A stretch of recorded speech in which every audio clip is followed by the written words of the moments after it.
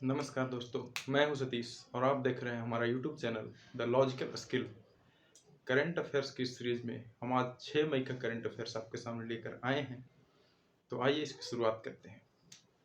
आज का हमारा पहला प्रश्न है, दुनिया की सबसे बड़ी रिफाइनरी कॉम्प्लेक्स कहाँ बनाया जाएगा? तो ये बनाया जाएगा महाराष्ट्र में। ये कहाँ बनाया जाएगा? महाराष्ट्र में बनाया जाएगा। महाराष्ट्र में ये कहाँ बनाया जाएगा? तो महाराष्ट्र में रत्नागिरी जिले में ये रिफाइनरी कॉम्प्लेक्स बनाया जाएगा। महाराष्ट्र में कहाँ?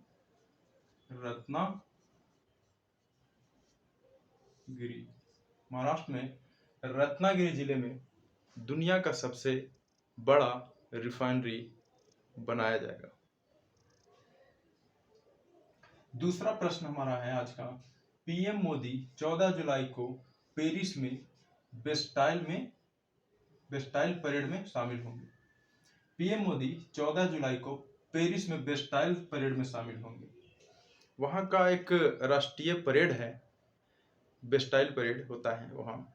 वहाँ पे चीफ गेस्ट के रूप में प्रधानमंत्री मोदी को आमंत्रित किया गया है और उन्होंने यह आमंत्रण स्वीकार करते हुए वहाँ 14 जुलाई को बेस्टाइल समारोह में जाने का निर्णय लिया है। कब जाना है इनको? 14 जनवरी को। कहाँ जाना है? पेरिस में। पेरिस कहाँ है? फ्रांस में है। फ्रांस की राजधानी पेरिस।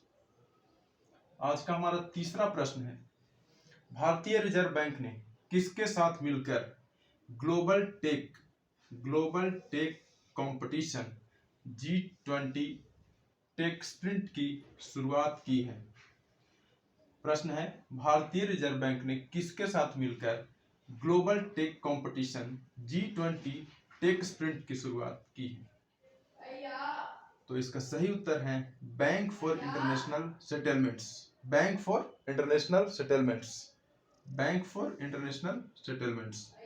तीसरा प्रश्न है आज का हमारा, माफ करिएगा, चौथा प्रश्न है आज का हमारा, भारतीय वायुसेना के नए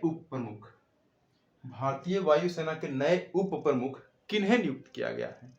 भारतीय वायुसेना के नए उप प्रमुख एयर मार्शल आशुतोष दीक्षित को नियुक्त किया गया है। एयर मार्शल आशुतोष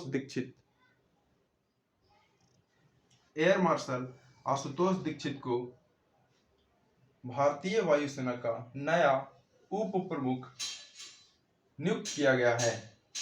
अगला प्रश्न है, बंगाल की खाड़ी में उठने वाली चक्रवाती तूफान साइक्लोन मोचा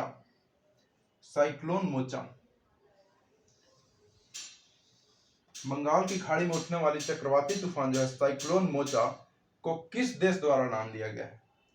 किस देश के द्वारा नाम दिया गया है? तो यमन के द्वारा नाम दिया गया है। इसका एक कई देशों का एक ग्रुप बना है और उन्होंने ये तय किया है कि अगर कहीं पे चक्रवात आता है, साइक्लोन आता है, तो वहां उसके एक सीरीज के अनुसार नाम रखेंगे। जैसे अगर बंगाल की खाड़ी में आता है तो उसके लिए कई देशों का एक सीरीज है। अरब सागर में आता है, कई देशों का सीरीज है, उसका कई देशों का एक ग्रुप है और वो ग्रुप ही डिसाइड करेगी कि उस साइक्लोन का नाम क्या होगा। और उस ग्रुप में जैसे इस बार यमन किया, एक बार पाकिस्तान किया, कभी इंडिया किया, तो इस तरह से हर बार कोई एक कंट्री ये जो नाम साइक्लोन का रखा जाता है वो डिसाइड करता है।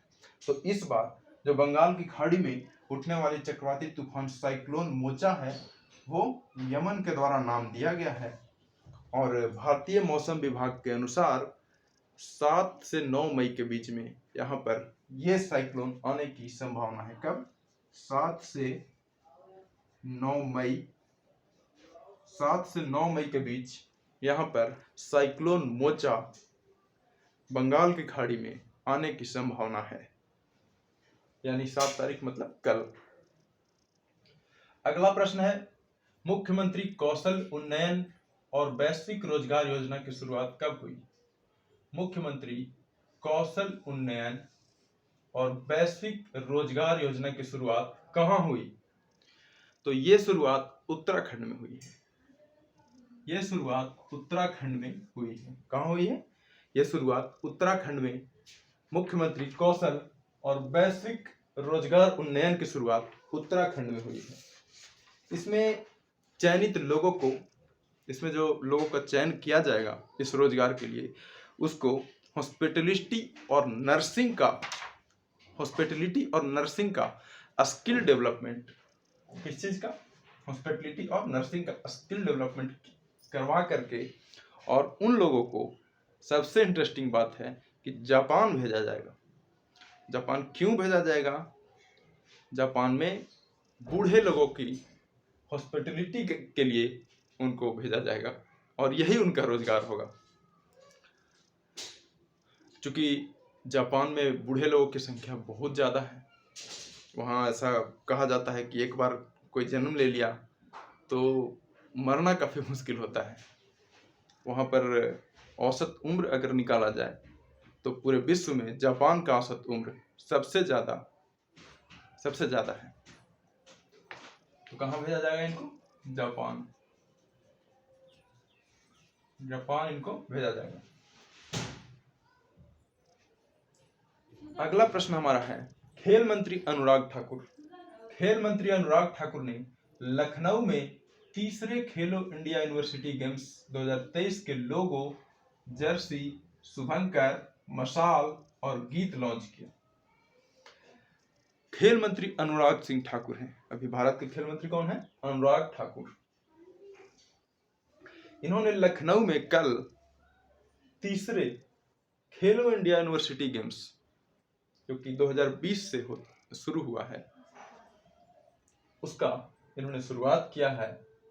और ये एग्जाम में प्रश्न आ सकता है कि 2023 में कौन सा खेलो इंडिया यूनिवर्सिटी गेम्स आयोजित हुआ, तो वहां पे हमारा आंसर होगा तीसरे खेलो इंडिया यूनिवर्सिटी गेम्स का।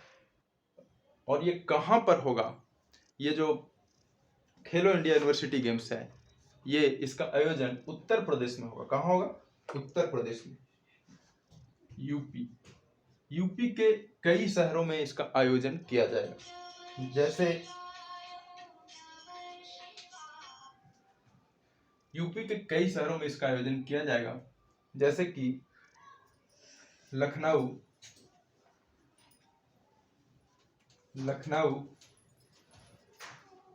वाराणसी,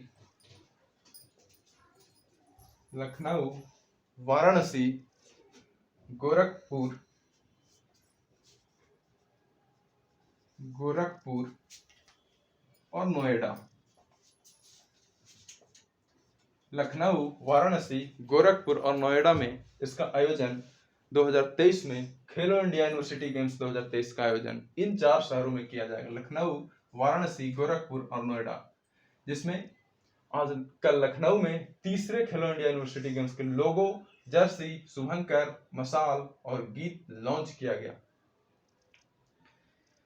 और पहली बार इस खेल में, खेलो इंडिया यूनिवर्सिटी गेम्स में पहली बार एक खेल को शामिल किया गया है, पानी का खेल, जिसे रोइंग बोलते हैं। क्या बोलते हैं?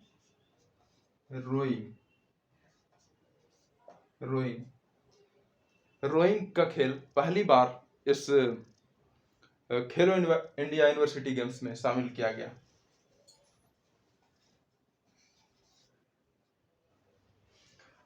तो ये एक इंपॉर्टेंट प्रश्न है। पिछले बार भी 2 खेलों को, पहली बार विदेशी खेलों को शामिल किया गया था खेलो इंडिया यूनिवर्सिटी गेम्स में। अगले प्रश्न की तरफ बढ़ते हैं।